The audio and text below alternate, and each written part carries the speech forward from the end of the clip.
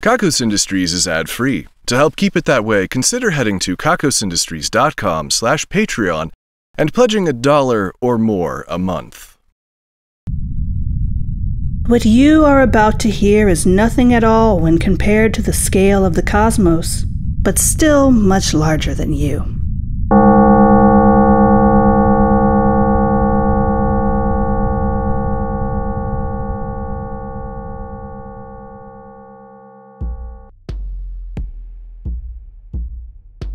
Hello and welcome to the Kakos Industries corporate shareholder announcements.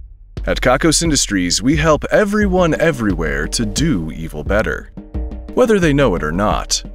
My name is Corin D. III, and I am CEO here at Kakos Industries. Last time, shareholders, we had managed to get a communication device up and running that allowed us to speak to the Matmos. The Matmos, if you happen to be new, is that inky black sludge that tends to be just about everywhere here at Kakos Industries. And we more or less recently discovered that it was capable of thought, and subsequently capable of something in between a tantrum and an uprising. Unfortunately, we later found that the Matmos we were communicating with was actually just one particularly nerdy pool that goes by the name Bartholomew. Bartholomew uses his people, those who are brought into his hive mind by consuming some of him, to work on hobby electronics.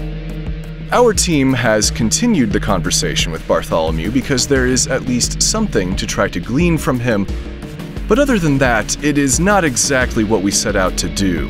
We have renewed our efforts to communicate with the Matmos in light of some recent events, but I will get to that later. Today's broadcast is coming to you from some sort of video game controller. It appears as though this controller was designed for the use of around 4 hands and 1 agile tentacle, or perhaps an arm but in the octopus sense. We do not know what console this controller was designed for. It seems like it may have been an internal project some years ago to increase global evil through video games, but either the project fell apart, or we simply found that video games tended toward evil without us doing anything at all.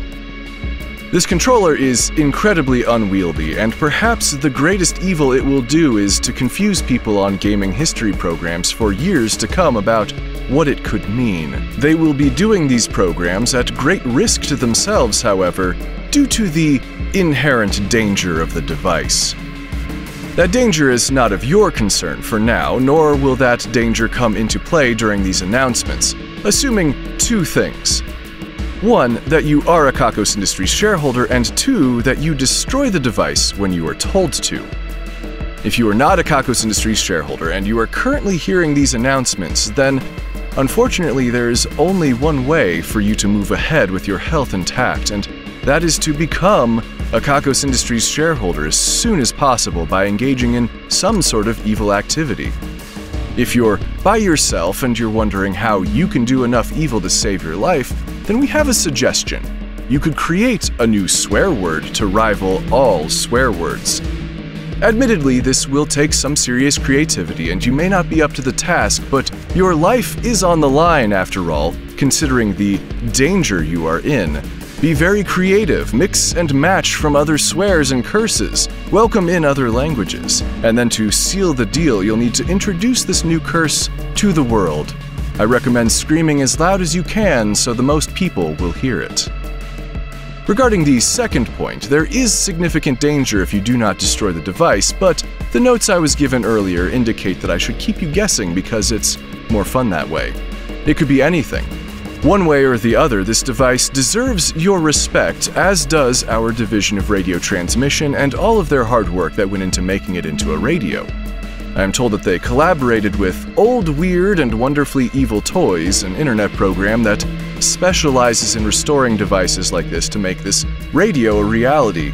Old Weird and Wonderfully Evil Toys was not allowed to keep even a single device. You will not hear about it on their program, or we will know, and the danger, of course, will be there. Shareholders, the reports continue to come in that many of you are seeing these announcements, Or at the very least, something sort of like these announcements. I have to insist that this is not possible. There are no cameras, there are no other video recording devices, there are no super powerful algorithms creating visuals based on assumptions it is made about me and my appearance and what a broadcast should look like. I have to inform you once again that what you are seeing isn't real. You aren't seeing anything, at least not of this broadcast. And if you are seeing anything, I would not trust it. I would not trust your eyes. I would not take anything you're seeing as the truth. But you can enjoy the visuals all the same, I suppose. They're not doing any harm, at least not as far as we can tell at this point. If you are seeing these announcements, or you know someone who is, or if you simply want more information about this situation, then allow me to direct you to kakosindustries.com/C. That's C-S-E-E. Perhaps together we can get to the bottom of this conundrum. Last time, we continued an important segment where we allowed you to submit your questions about Kakos Industries such that we might be able to enlighten you a bit about our shadowier dealings. Most of the questions that have been coming in are still in regards to Mr. Sniffs, our Chief Compliance Officer, who is also a dog and not a super intelligent GMO dog. We tried that once and it was a bad situation. No, Mr. Sniffs is an ordinary dog that just happens to be great at enforcing compliance. I took care of a few of the questions with that description, and we took care of a few of the other questions when we told him that he was an evil boy and we gave him a treat. To answer the most popular question still remaining, yes, I did give him some belly rubs. I admit that playing with Mr. Sniffs was a moderate stress relief activity, which is something everyone has been encouraging me to do forever. The other most popular question was, who is the man with the long hat? I got nothing on that one. I do not know the answer to that question. I don't know who you were talking about. I cannot think of a single man with a long hat that is of any prominence here at Kakos Industries. It's just weird that 7 unrelated people all asked that question at once. Oh well, let's move on. Did you have fun at the Festival of Nudity, shareholders? Just like most years, it snuck up on us, but that's kind of the most exciting thing about the Festival of Nudity, is it not? It just kind of happens, sometimes spur of the moment like. It's spontaneous, and that's what makes it feel so nice when it happens. We are told that arriving at the event felt a bit like walking into a room but forgetting why you had gone in there, and then also realizing that you were naked, and then also hearing hot-ass dance music coming from somewhere nearby. Obviously, this might have been a little disconcerting for some of you, but if you've been a shareholder for a while, then you've probably learned to roll with the punches, and you've also been naked in front of strangers enough times that the feeling isn't quite as uncomfortable as it once was. Once we got over that initial awkwardness and realized that we were all beautiful and worthy of acceptance no matter how our physical form may be or may have changed over the years, then it was time to party. And party we did. We also had the Darkest Universe Festival. After I mentioned the hypothetical possibility of an infinite funnel pouring innocent lives into a hell-like dimension specifically to point out that we couldn't hope to compete with a universe like that, some of our staff in the Division of Thrill Ride Testing had an idea. In addition to humming and chanting and wishing for the darkest universe and attempting to turn innocent people to stone with our minds, we also had a new thrill ride for all of you to test out. It was kind of like a funnel, but you slid down the funnel in a spiral configuration before falling into a heated pool filled with red LEDs. There was also a lot of extra ride before the slide part down the funnel into the representation of a literal hell dimension made from a swimming pool, but that was less a part of the metaphor and more a part of the Division of Thrill Ride Testing's commitment to excellence. Initially, we thought that the ride would work like most slides, but due to design constraints, it ended up that we needed to lubricate the whole thing, and at that point, it became clear that all of the people going on the ride would need to be naked so as not to ruin their clothes. So those of you who did go on the ride were sent kicking and screaming into the hell dimension / swimming pool, naked as the day you were born. At that point, filling the swimming pool with additional lubricant just made sense. Things did get a bit messy, but the important thing is that you made it to the end and we all wished for a darker universe, and I think we just might get it. Coming up, we have the Festival of Mud, which is a combination of the Earth and Water festivals. It really becomes more of an Earth festival, but the Water festival makes us think about Cocolantis/Prosperiana and just how happy they are down there under the ocean, living in their utopian civilization despite our best efforts to nudge them into a mercantile hell of their own making. So anyway, we're having the Mud Festival. I am told we are working on some fun consistencies of mud, and there might even be some quicksand, so you can finally use those skills you've been preparing for the last 30 years. Now that we have reached the point in the announcements where I have most of the mandated subjects taken care of, I suppose I can talk to you about the thing I mentioned a bit earlier. Kimmy has disappeared. If you're wondering who Kimmy is, then I should tell you that she is a close friend of mine who was also once the leader of a weird robot-themed cult and was also once a part of a relationship that we were keeping a close eye on because meddling in the affairs of others just kind of felt evil. She sometimes stays at my place, but not always, and people have made certain assumptions. I suppose it's hard not to, when you're socialized to think that every person of one kind is after a person of another kind, and when they find each other, they then isolate themselves from everyone else to start a family, then it's easy to see a situation and assume things. We at Kakos Industries know, of course, that these prescribed arrangements are often not the right thing for everyone, and that there are many other ways to organize ourselves and pursue romance and happiness. I am not denying romance with Kimmy, but the reaction from those around me has been a bit overboard, to say the least. I mentioned that Kimmy disappeared, which is not entirely true. We have an idea where she went, and the evidence seems to suggest that she was infected by Matmos. It seems that she went into the bowels of Kakos Industries down deep into the basements with the goal of being united with the rest of the Matmos, or whatever it is that happens down there.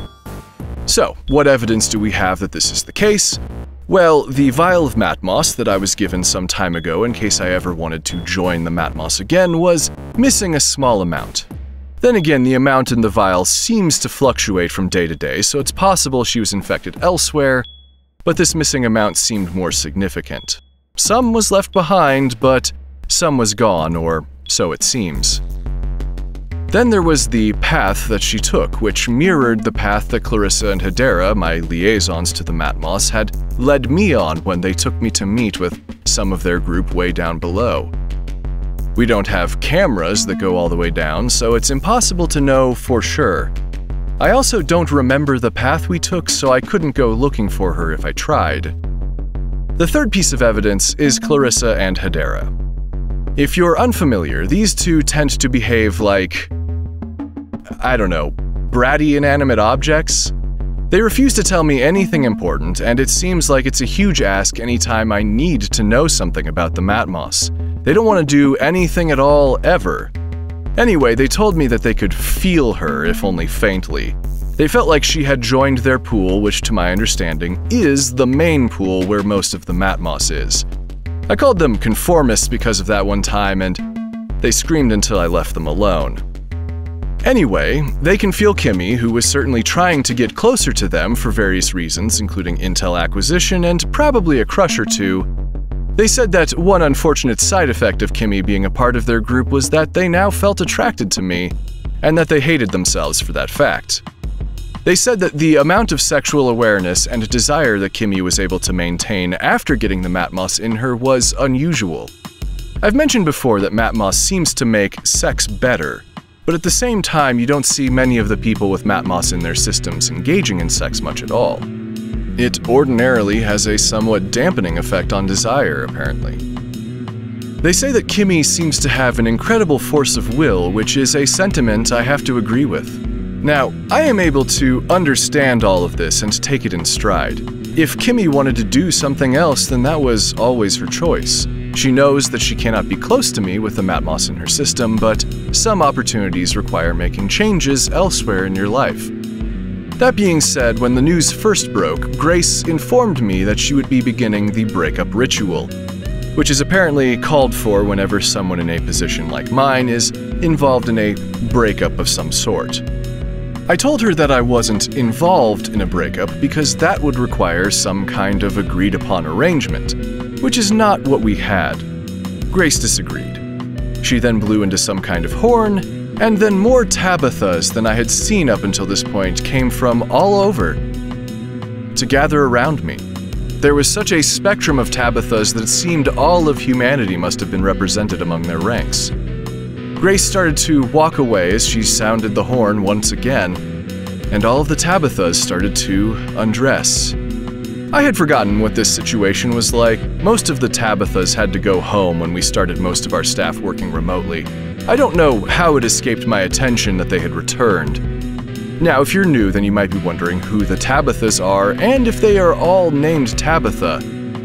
It does appear that they are all named Tabitha, yes, or some variation on that name. There are more masculine versions of the name Tabitha, but they are escaping me at the moment.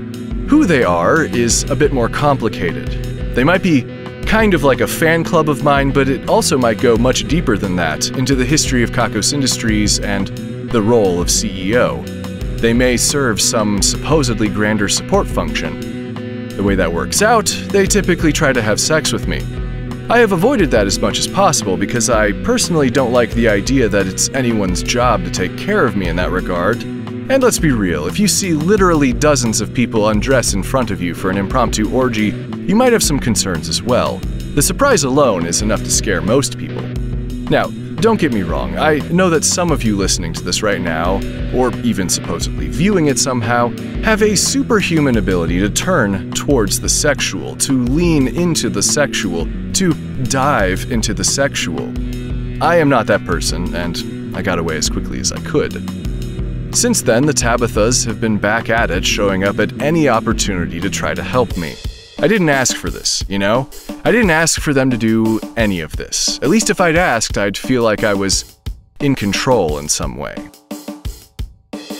Anyway, we've been moving ahead in our attempts to communicate with the Matmos. Kimmy's disappearance has accelerated things, and to be clear, this acceleration isn't entirely on my behalf. I'm not the only person that Kimmy left behind. She also left behind Eddie. Eddie has been pretty down about the whole thing. Kimmy and Eddie had become best friends, at least from my perspective, and Eddie is a lot slower to make new friends. While Eddie and I are also friends, it's pretty clear that it's not the same. I don't make robots or sculptures or anything of the sort. We don't have that common ground. So I've done my best to comfort her, but it's pretty clear that this is an emotional wound that will take some time to heal. Assuming that Kimmy does come back, she and Eddie will be able to pick up where they left off, even if Kimmy and I cannot do the same for security reasons.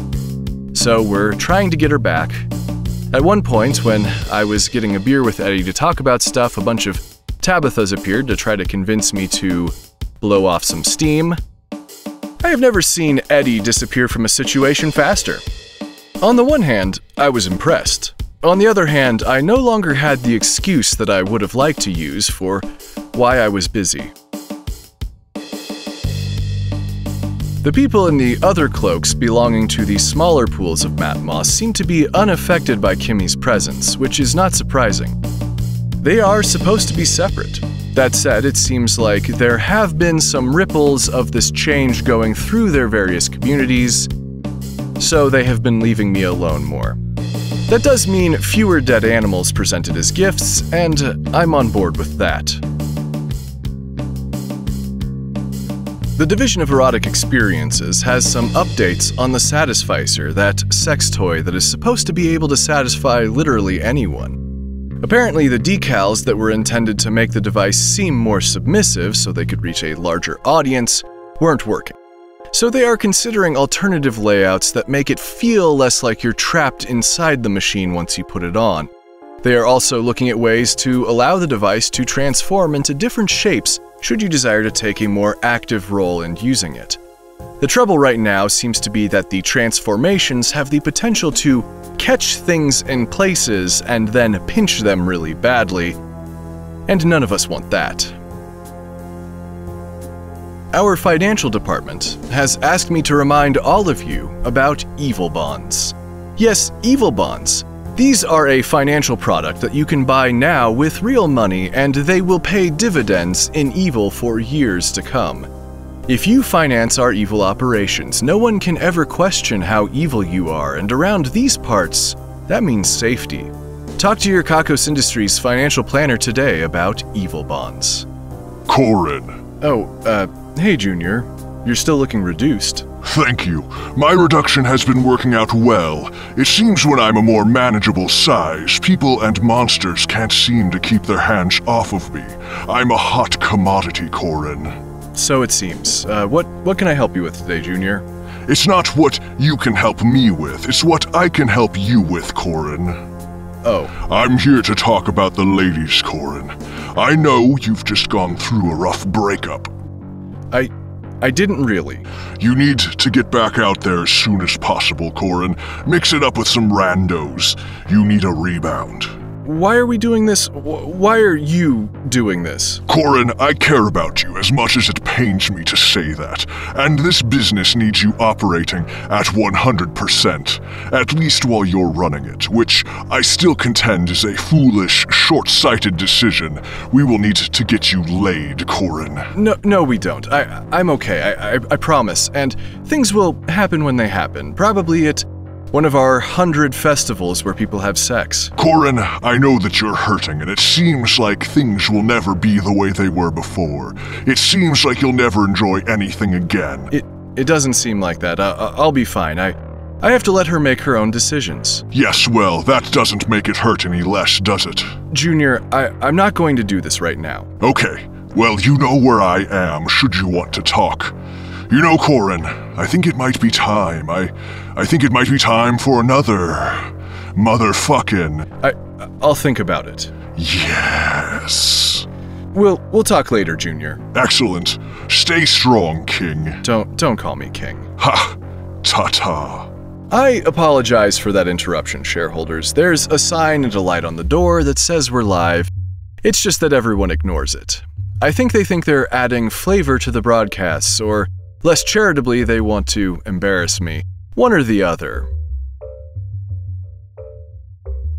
The Division of Kaiju Battle Reenactments performance of Mothula vs. Natsty was incredible, as we all knew it would be. The wires and pulley system was very exciting to see in person, and while it was a bit awkward, that just added to the excitement and the danger. I am very excited to see what they come up with next. The division of figuring out what all of these keys go to has unlocked an ordinary lock with an ordinary key.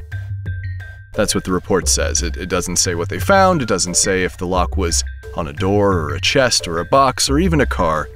I suppose it could have been a lock all by itself. They added, "Nothing to see here." I'm going to choose not to think about this, and maybe nothing will come of it. It's now time for another employee spotlight. Today we are spotlighting Alvin Bools. I'm told that it is Alvin's job to tell whether things at Kakos Industries are upside down or not, and that he's amazing at this skill, and that it is also a lot harder to know when things are upside down than you might think. Thank you for your service, Alvin. I am told that some of the forced workers in our Hell labor camp have started to glow. This could be the result of the enlightenment they are now supposedly achieving through hard work, or something else could be at play. Meredith Gorgoro, the overseer in this labor camp, has not started to glow.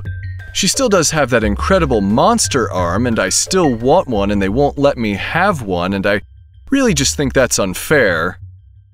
We are looking into the glowing situation from a distance. They say that evil once flooded the entire Earth just to see what would be left afterwards. This is things we're taking credit for now. Today we're taking credit for fake people, inauthentic events, and your continued isolation. Now, obviously, we can't know for certain that we did these things, but I really have to tell you that we feel really strongly about it that we did, and you would be safer on our side of things, you know? The smartest ass has won today's Ruin a Life drawing. Yep, that's a real name. We don't need to add any more problems to what is clearly a problematic existence by drawing further attention to it. As a result of this win, the life of the smartest ass's nemesis will be ruined. That nemesis happens to be Jimothy Jensen. We gave the Wheel of Misery a sturdy spin with great core support, and it eventually landed on the position for Decisive. From this day forward, Jimothy Jensen will be 40% more decisive in all situations, having little tolerance for indecisiveness when there may be reasons to withhold judgment. I think we can all understand how this might quickly ruin a life.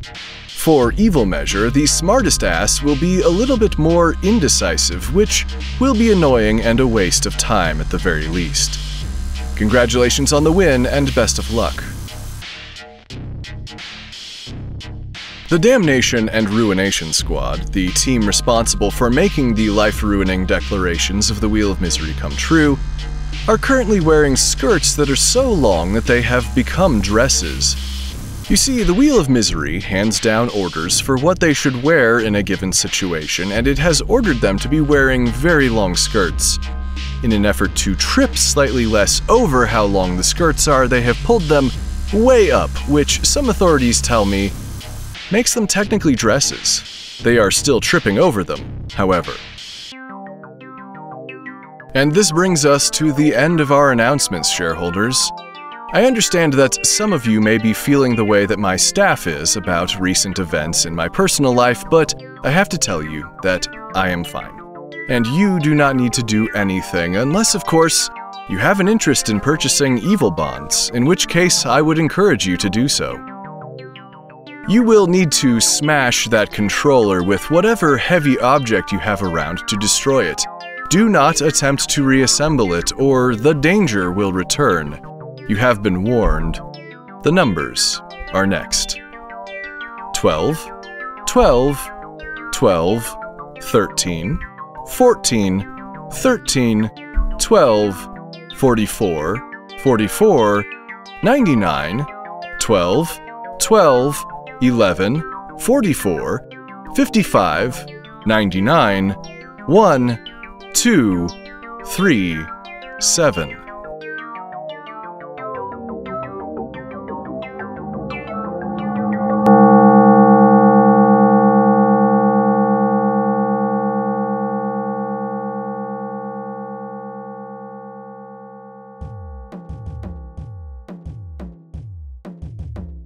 Kakos Industries is written and produced by Conrad Mishuk, who is also the voice of Corin Deeth and the composer of the music. The introductions are read by Ryan Jenkins, and the credits are read by Brianna Kittle, an example of full-on beast mode.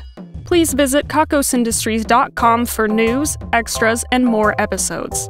There are also transcriptions on the website if you'd like to read along with the Kakos Industries announcements. That's KAKOSINDUSTRIES.com. Please visit store.kakosindustries.com for merchandise and special offers, and get wonderful benefits by becoming a subscription donor at kakosindustries.com/Patreon. You can submit one-time donations at paypal.me/kakosindustries. You can also purchase gear and other items for the production at kakosindustries.com/wishlist. Join our community at kakosindustries.com/discord. Questions, comments, or a strong desire to collaborate? Drop us a line at inquiries@kakosindustries.com.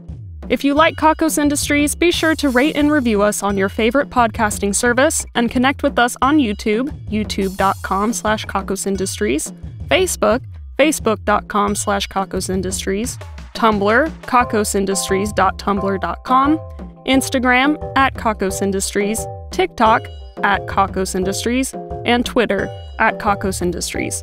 We encourage fan art and listener participation on all our social media platforms. Special thanks to our esteemed shareholders Alfredo Ravioli, Jack Attack, and DeAndre. Also thanks to honored employees Calico, who spun the grindstone, Rocket, who sharpened the axe, and Anastasia K., who cut down the weird tree that was bothering us. The division of beanies, booties, and construction projects that are probably too large for yarn, directed by Theo Cornett, has started to knit the sports teams. It doesn't seem like they know what sport the teams play, or what a sport is, for that matter. The division of obscure vintage technology, directed by Craig Sizz, has purchased an old acoustic instrument that only plays the wrong notes and the notes that pull the sorrow out of you. The division of subtle efficiency increases, directed by Daniel R. Smith, has made it super awkward, cutting down on chit-chat dramatically. The division of Sang It the Long Way, directed by Dino Schroeder, has been workshopping a short story titled The Little Duck Who Couldn't Give a Fuck. The division of Kako's Cafeteria Reviews, directed by Seth and Josh, has reviewed Everything is Steak. Everything was indeed steak-shaped, 3 out of 4. The division of Improbable Cookbooks, directed by Hayden Neff, has been working on Now You're Cooking with Booze. If you last until the main course, you may have a problem. The division of More Monday Mondays, directed by Odie, has made Mondays that much more Monday by making the fluorescent lights suck that much more.